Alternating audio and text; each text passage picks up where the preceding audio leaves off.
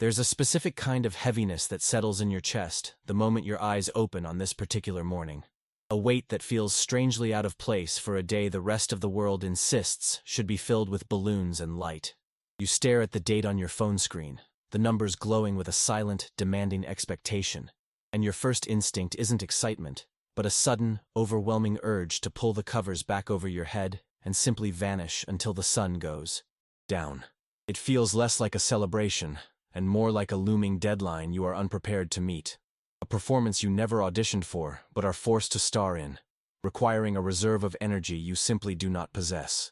The silence of the room feels safer than the inevitable noise of well-wishes that will soon start pinging against your digital walls, demanding a gratitude you are struggling to locate within yourself.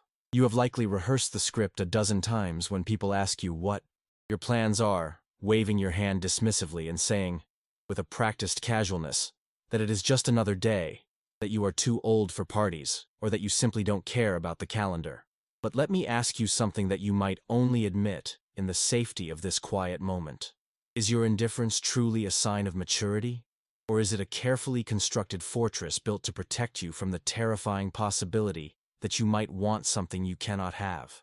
Have you ever felt entirely invisible even when surrounded by people who claim to love you, shrinking away from the spotlight not because you hate the light, but because you are terrified that if you finally stepped into it, you would realize that nobody was actually watching?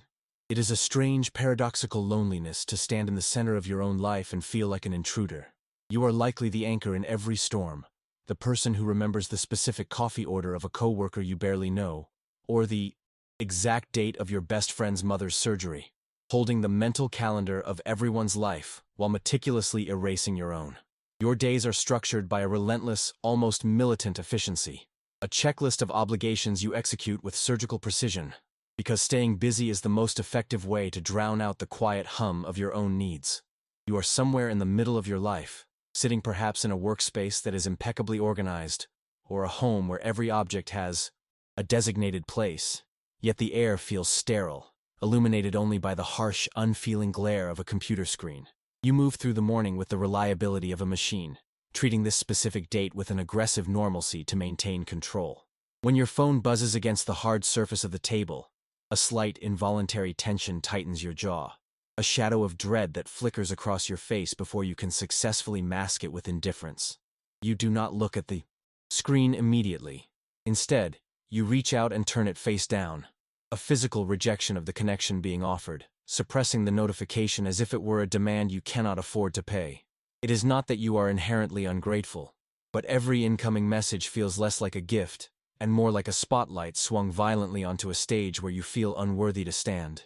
You take a sip of lukewarm water, your hands steady, but your eyes betraying a deep, ancient exhaustion, the look of someone who has spent a lifetime carrying the emotional luggage of others, while leaving their own bags unattended at the door. The environment around you mirrors this carefully curated isolation. The room is clean but devoid of genuine warmth, the blinds drawn just enough to filter out the insistent, cheerful possibility of the afternoon sun, keeping everything in a controlled, safe gray. You continue your tasks, folding laundry or typing reports with unnecessary focus, actions that serve as a dense shield against the vulnerability of simply being, turning your existence into a function to be performed rather than an experience to be enjoyed. This is your familiar territory, the background, the support role, the invisible glue that holds everything together but remains unseen. By keeping your head down and your hands frantically busy, you are silently reinforcing the central dogma of your life, that you are only valid when you are useful, and to pause for celebration is to risk becoming a burden. The first crack in your armor appears with a seemingly harmless interaction, perhaps a cashier who notices the date on your ID, or a colleague who remembers with sudden, clumsy enthusiasm. When they smile and say the words, "Happy birthday," looking you dead in the eye, you don't feel a surge of warmth, but a sharp, prickly irritation that borders on physical pain. You force a polite smile, a reflex honed over years of hiding, but inside, your stomach twists into a tight knot of discomfort, urging you to flee the scene immediately. It feels wrong, almost invasive, as if they are congratulating you for a mistake, and you want to silence them not because they are unkind, but because their kindness feels like a language you have forgotten how to speak. This disproportionate anger is a signal flare, warning you that the problem isn't the greeting itself, but the raw, unprotected nerve it inadvertently touched. You quickly retreat to the safety of your internal monologue, the voice that rationalizes your solitude with clinical efficiency, telling you that birthdays are just a capitalist construct, a childish need for attention that you have successfully outgrown. You convince yourself that your lack of expectation is a sign of strength, a stoic independence that proves you don't need the validation of cake and candles to know who you are. But this intellectual defense is flimsy, a paper shield held up against a hurricane, protecting you from the humiliating truth that you are not rejecting the celebration because you are superior to it, but because you are terrified of it. You are rejecting the party before the party can reject you, orchestrating your own disappointment so that you remain in control of the hurt, ensuring that the silence is your choice rather than your destiny. If you let your mind wander just a little further back, past the defenses of adulthood, you might catch a glimpse of the child who learned that being invisible was the safest way to be loved. Perhaps you remember a kitchen table where the tension was thicker than the icing, or a year where your special day was swallowed whole by a family crisis that took precedence over your existence. You learned early on that your needs were a burden, an inconvenience that added weight to an already sinking ship, and so you became the easy child, the one who didn't ask for anything. You buried the desire to be celebrated under layers of helpfulness and silence, teaching yourself that the only way to avoid the crushing weight of disappointment was to never, ever hope for anything, just for yourself. As the hours drag on, the accumulation of unread messages on your phone begins to feel less like a pile of digital letters and more like a debt you cannot pay, a mounting pressure that makes your chest ache. You stare at a text from a friend, a simple expression of care, and instead of typing a reply, you feel a heavy, paralyzing fatigue that pins your hands to your sides. It is exhausting to pretend that you are fine, exhausting to maintain the facade that you don't care, when in reality, you care so much it burns. You realize, with a sinking feeling in your gut, that you are starving for connection while simultaneously slapping away every hand that tries to feed you. The tragedy is not that you are alone, but that you are actively building the walls of your own prison, brick by brick, terrified that if you let someone in, they will see the emptiness you feel inside. It is late now, and the world has finally quieted down, leaving you alone with the one thing you tried to outrun all day: yourself. You sit in your darkened living room, illuminated only by the faint, amber glow of a street lamp filtering through the blinds, and the silence you fought so hard to secure suddenly feels suffocating rather than peaceful. There is no party to escape from, no awkward conversation to dodge, just the stark, undeniable reality of an empty chair and a phone that has finally stopped buzzing. You look at your reflection in the darkened window, and the carefully constructed mask of the independent adult begins to crumble, revealing the terrified eyes of someone who is still waiting for permission to exist. The safety you thought you were achieving by isolating yourself reveals its true nature. It is not a sanctuary, but a cold, airless vault where nothing new can ever grow. The truth hits you with the force of a physical blow. You are not hiding because you hate your birthday, but because you are paralyzed by the terrifying risk of hope. You realize that somewhere along the line, you made a silent, unconscious vow to never let yourself be vulnerable enough to be let down again, deciding that a guaranteed 0 is safer than the risk of a 10 that might turn into a 5. You have been treating your own heart like a liability, suppressing your natural desire to be seen because you believe that if you ask for love and don't receive it, the rejection will confirm your deepest fear that you are fundamentally unlovable.